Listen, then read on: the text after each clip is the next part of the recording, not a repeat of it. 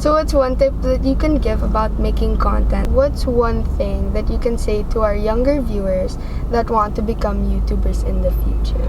What's one thing that you encountered that was hard when pursuing your dream? What's one thing we have to consider when pursuing our dream?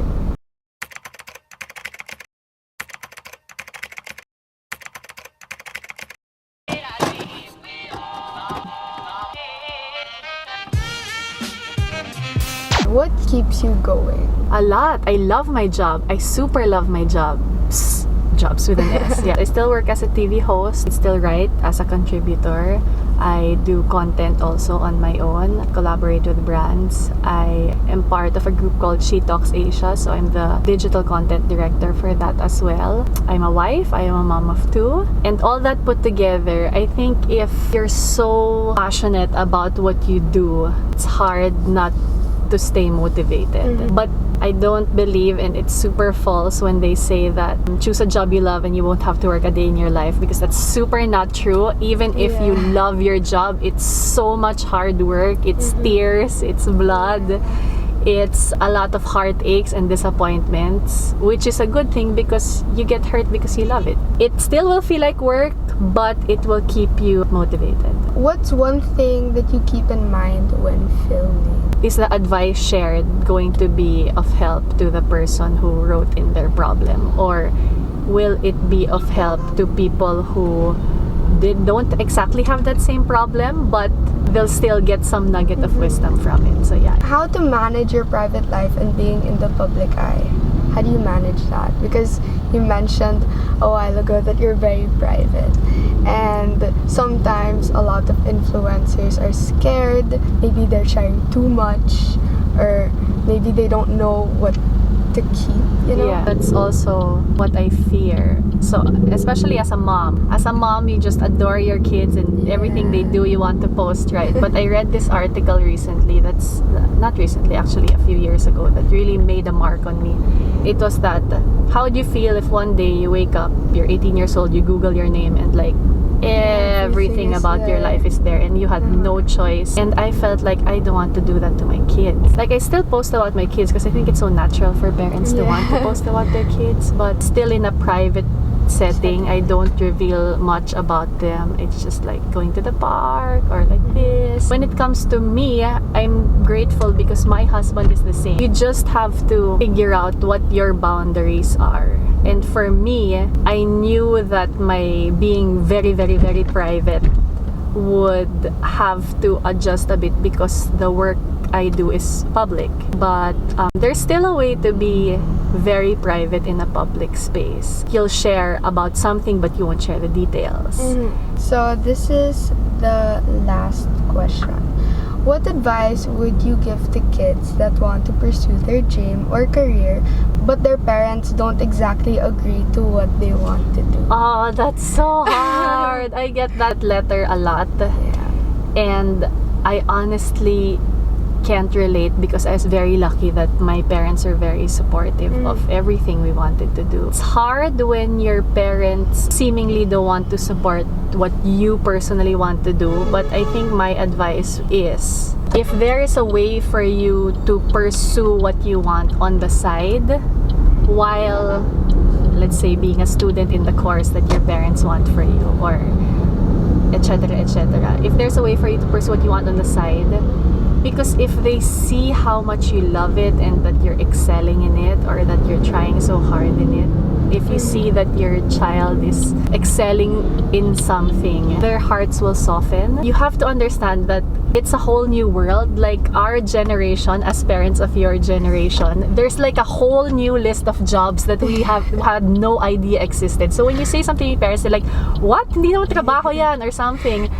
It's just that you have to take the time to explain to them how much you love it, or that what you're willing to do for it. Know that if you feel like they're stopping you from doing something, it's coming from a place of genuine love and care. They don't want, as a parent, I know this now, parents just want to do everything they can to not see their children fail, get hurt, make mistakes. If you can try to balance that in your head, knowing that it's just your welfare they're thinking about, but also on the other half, no, maybe I can prove to them that this is viable, this is feasible. So have that balance. Don't be totally closed out. No, they hate me, they don't want me to do what I want to do.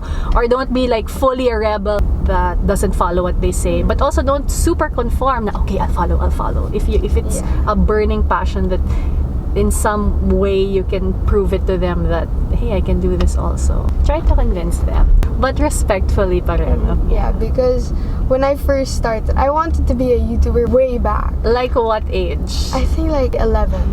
Oh, 11 or 10. Like I've been wanting to be on social media because I was a big fan of YouTube. Mm-hmm. And who was the first YouTuber that you watched that made you feel like, ooh. Or several? Maybe several? Yeah, a lot actually. Yeah. And I was like, I want to do that too. Yeah. And when I was a kid, I would just like I love being in front of the camera. Okay. It was just so fun. Yeah. Something you naturally love doing. I just had so much fun doing it.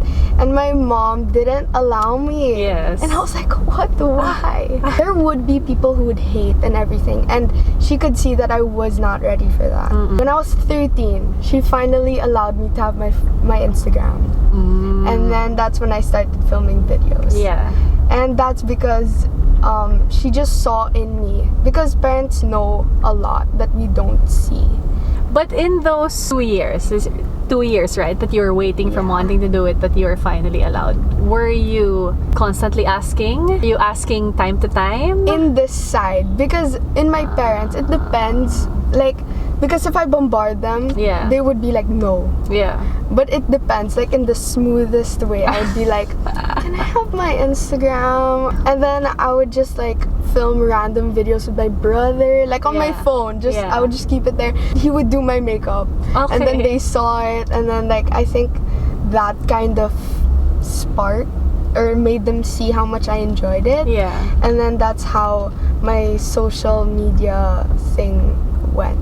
So actually my dad, after they like allowed me to have my Instagram, that's when he was like encouraging me, like, okay, film some more, like content, think of content. Wow, he became a cheerleader pa. And then he's the one who actually brought up me being homeschooled. He was like, you should do homeschool so you can pursue it. So I was very lucky. In the long run, it just all worked out. Yeah. So I love that. I love that. I have to say, even like, I think you would even surprise them because a lot of times, Noelle's mom would text me like, oh, I can't believe she said this in the video. I'm so proud. Like, yeah, you're right. She was just waiting for the right time that she felt you were ready. I want to ask you questions for your followers and for your viewers as well. As a tip for them, when they feel a bit like stuck and they have no idea what content they will put out next, what do you do when you feel that? You feel a little stuck, you feel a little uninspired, because it's not every day that you're inspired, right? I actually went through that last year. I had like a creative block and I was like so mad at myself. I'm like, why can't I think of content? Because one thing I noticed, my channel was all over the place. I didn't have a central idea. I would do challenges and then makeup and then Q&A. It would be so messy. So I was like, I should have a general thing that I should focus on. Because again, if you're thinking of the whole topic of YouTube, it's like, it's a lot. There's so many content ideas. That's when I really started to think about what I love and enjoy doing when I'm not filming. And then that's when I incorporated giving advice to my videos, because when my friends would ask, they're like, Noelle, can you give me advice? I would love doing it because I was in church a lot. Right. And I learned a lot and I was able to give advice to other people. A lot of people my age are going through a lot of things. That inspired me to reach out and to use my platform to another level. For me, I took a break, like a short break, to really think about what I How want short to a do. break was that? A month, 2 months. Okay. As a last question, before we wrap up this video with Noelle, negative comments. Ooh, that's one thing my mom was worried about.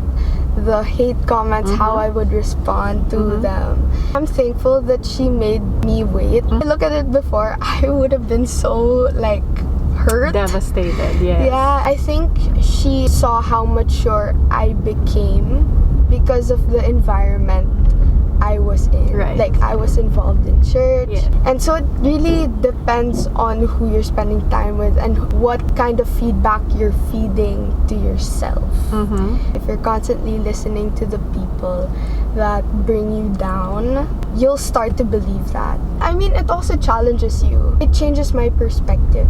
I look at things very differently when it comes to hate comments because I just go back to the people who know me and care about me.